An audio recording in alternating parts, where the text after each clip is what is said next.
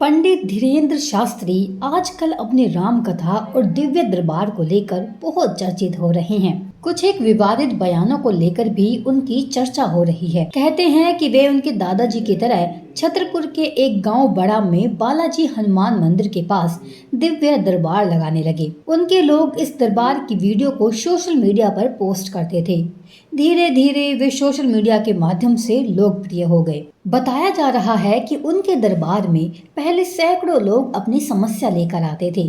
उन सैकड़ों लोगों में से पंडित धीरेन्द्र शास्त्री जी किसी का भी नाम लेकर उन्हें बुलाते थे और वो व्यक्ति जब तक उनके पास पहुंचता तब तक शास्त्री जी एक पर्चे पर उस व्यक्ति के नाम पते सहित उसकी समस्या लिख लेते और उसी में उसका समाधान भी लिख लेते। लोग आश्चर्य करने लगे कि ये व्यक्ति किस तरीके से दूर दूर से आए अनजान लोगों को उनके नाम से बुला लेता है और कहता है कि जाओ तुम्हारी अर्जी लग गई। धीरेन्द्र शास्त्री यही नहीं, लोगों को ये भी बता देते हैं कि उनकी समस्या क्या है, कितनी है और कब से है, उनके पिता का नाम क्या है और बेटे का नाम क्या है।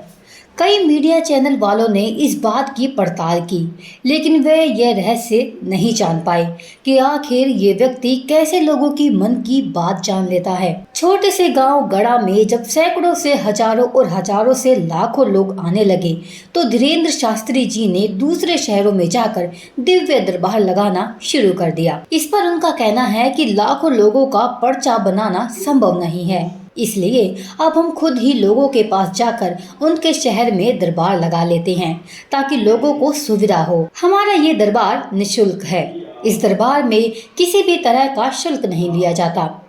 पंडित धीरेन्द्र कृष्ण शास्त्री जब धीरे धीरे लोकप्रिय होने लगे तो वे अब जाकर राम कथा भी कहने लगे हैं।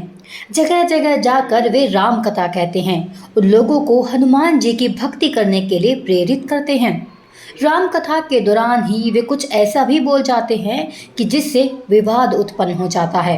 हाल ही में उन्होंने रामनवमी के जुलूस पर पत्थर फेंके जाने वाली घटना पर कड़ी प्रतिक्रिया दी। उन्होंने कहा कि हिंदू जाग जाओ और एक हो जाओ।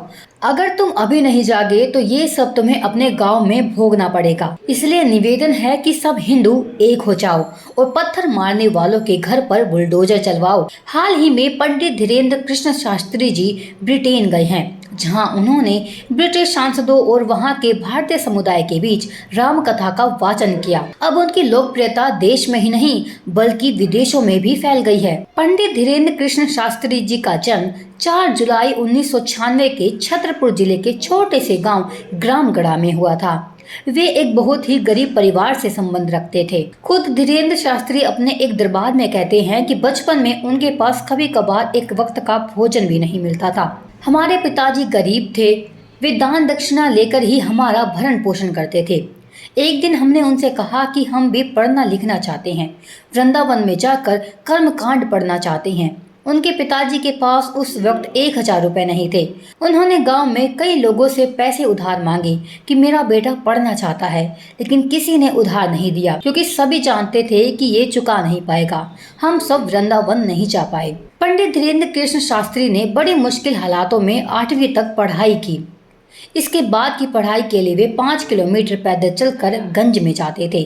वहां से उन्होंने 12वीं तक की पढ़ाई की और फिर बाद में BA प्राइवेट किया। लेकिन बाद में हनुमान जी और उनके स्वर्गीय दादाजी की ऐसी कृपा हुई कि उन्हें दिव्य अनुभूति का एहसास होने लगा और वे भी लोगों के दुखों को दूर करने के लिए दादाजी की तरह दिव्य दरबार लगाने लगे। हालांकि 9 साल की उम्र में ही वे हनुमान जी बालाजी सरकार की भक्ति, सेवा, साधना और पूजा करने लगे थे। कहते हैं कि इसी साधना का उन पर ऐसा असर हुआ कि बालाजी की कृपा से उन्हें सिद्धियां प्राप्त हुई।